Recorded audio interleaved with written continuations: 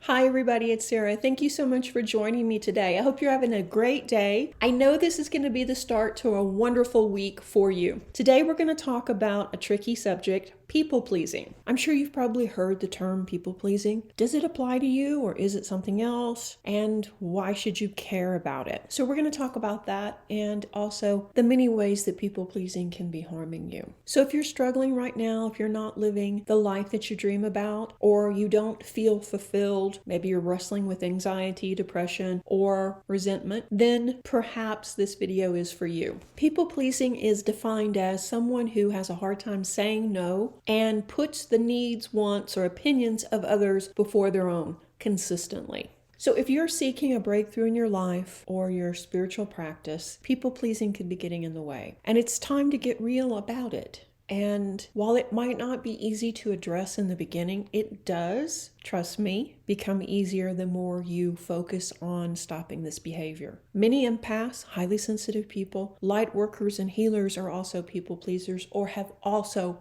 been people pleasers, I should say. In reality, people pleasing tends to be a very common problem, so don't feel alone. And it's quite likely you could be a people pleaser and not even know it. Usually it's a default behavior that we pick up in childhood and don't even realize that we're doing. It becomes such second nature to us. It's just who we are. We're the nicest people in the world. We're people pleasers. Yeah, no. So how can you tell? Here are a few ways it can manifest in your life. Obviously, this is not the only reason for these problems, nor is it the only way people-pleasing can manifest. But if you recognize some of these issues in your life, then I would suggest that you dive a little deeper into this topic. And if you would like some assistance, you can contact me. I'll put my info up here on the screen. Yeah, and we can do a session. I have had great luck with clients breaking this habit and setting healthy boundaries. People-pleasing can manifest in a variety of ways in your life. People pleasers tend to sacrifice their own needs,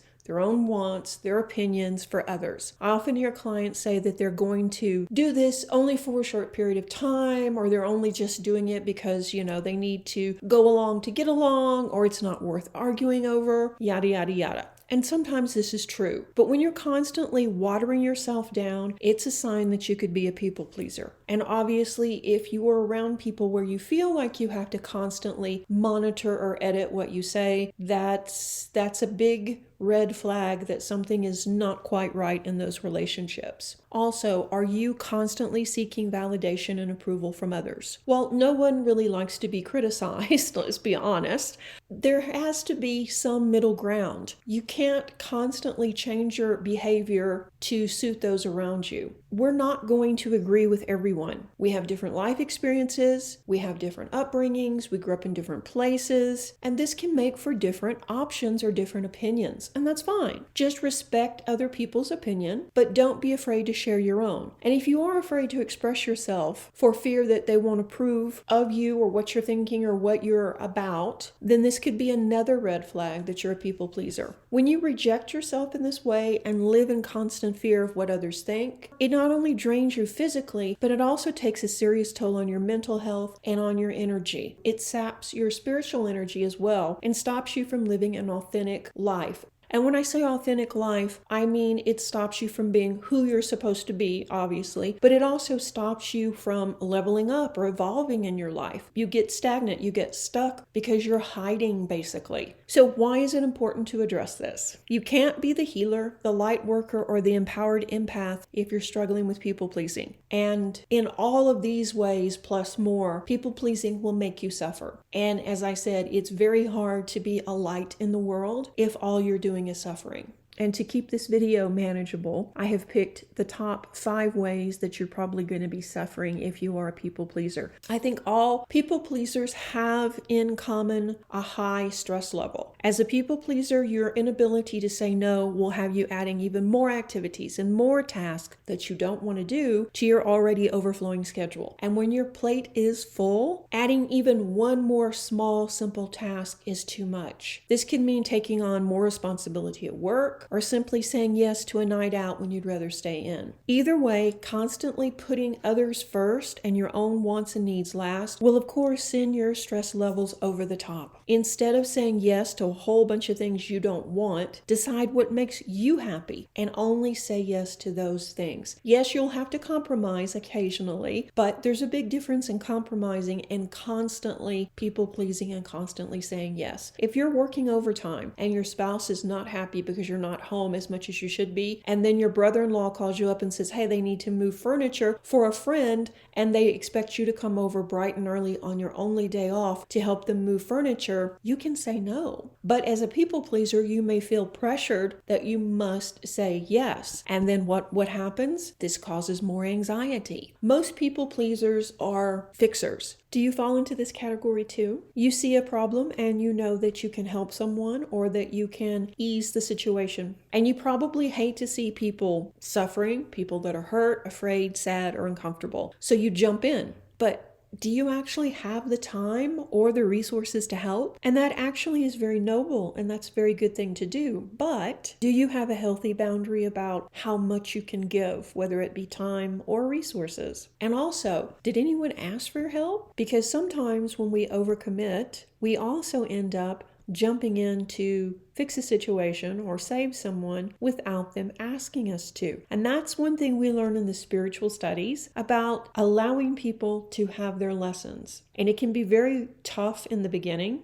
And I probably need to do some videos on that topic as well. But it basically translates into you can offer help, but it's up to the other person to accept it. You shouldn't think that you know better than they are just because you know how they can stop suffering. And you also shouldn't take over somebody else's lessons. It's great to give and to be involved and to help others, but it has to be done from a place of respect, both for them and for yourself. The longer you put the needs of others front and center, the more anxiety you're going to have and the higher level of your stress. If you're a chronic people pleaser, you tend to worry constantly about being good enough, not disappointing others, about being accepted. For these reasons, your imperfections and mistakes could be magnified in your mind, and then you end up being your absolute worst critic, which of course causes more stress and more anxiety. And you can see how this vicious circle just keeps going round and around and around. This alone can cause you anxiety, but when you add it to everything else going on in the world, it's way too much.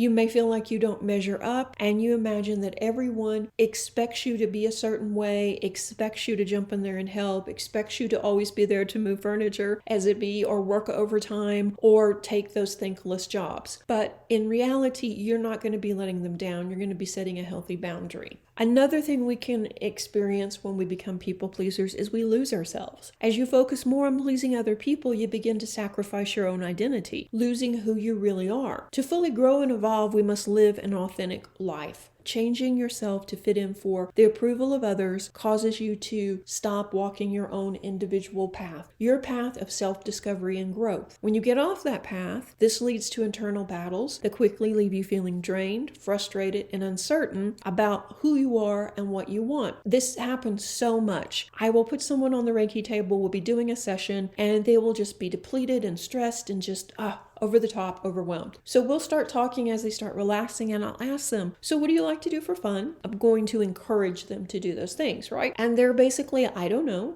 And they may say, I like to do this because my husband likes it, or I like to do this because my wife likes it, or my kids do this. And it's like, that's great, but what do you like to do? And most often people don't know because they've put that part of themselves so far back and pushed it down because everything is about other people that they've lost touch with who they are. Does this sound like you? Yeah, this can impact you on so many levels. It can impact, of course, your mental and physical health, your spiritual growth. It can also impact your close relationships because you'll spend so much time focused on other people that you lose yourself and you forget who you are and what you even like or what you want to accomplish in the world. And also, this will cause resentment. When you spend most of your time caring for and pleasing others without getting much in return, your life can quickly end up out of balance. It can be from this sense of overwhelming overwhelmed that resentment starts to take over. And it would make sense, wouldn't it? If you're constantly giving and giving and giving and not getting much of anything back, that's out of balance. On the surface, you could be full of smiles and yeses and seem happy to help, but behind closed doors, it could be a very different story. You'll start to resent yourself for giving so much, and you'll also start resenting others for asking so much of you. How dare they ask me to go move furniture for someone I don't know on my only day off, right? But this is a dead-end road that will lead to just more frustration and happiness. And actually, I have a video on resentment. I'll link it up here and, of course, in the description box below if you want to check it out and learn more about resentment. In the end, it's up to us to set boundaries. People will always test boundaries. But if you have a good, healthy set of boundaries, then they'll learn very quickly that you're not going to cave in and that you're not going to give up your only day off to move somebody you don't know's furniture. It's something where we have to really work on these skills because they're often not taught to us. The other thing that people pleasing can do is it can lead to depression. When you put your all into making everyone else happy, you aren't being true to yourself. Your wants, your needs, your likes, opinions, all of these things go out the window as you try to edit yourself to fit whoever it is you're trying to please. And it can be extremely stressful to put on a show and keep up this appearance 100% of the time, just because you feel like you need the approval of someone else. This makes it very easy to slip into depression and loneliness because guess what? You're neglecting who and what you really are. So I really think that dealing with people pleasing should be something that's on everyone's self-care list. It's really important that we understand the impact of people pleasing and how serious it can be for your total health. It will sap your energy. It will stop you from living an authentic life. It could cause depression, stress, resentment, and it will also keep you stuck in a vicious cycle of anxiety. So give yourself some of the love and the energy you've been giving everyone else. And if you need assistance with breaking the cycle, I'm currently accepting new clients right now. I have a step-by-step program that has been proven to work for other people, and I'm sure it will help you too, that will assist you in beating people-pleasing and living your most authentic life. If you'd like to know more, there's a link below. Once again, thank you so much for watching, and I hope you enjoyed this little mini class on people pleasing. This is something, like I say, that more people suffer from than you would think. So don't think that you're alone. If you have any questions or if you want to know more about this topic, definitely let me know. And thank you guys for liking, subscribing, and being a part of this community. Be sure and subscribe so you don't miss any of the new videos. I'll speak to you soon. Reiki Blessings. Bye-bye.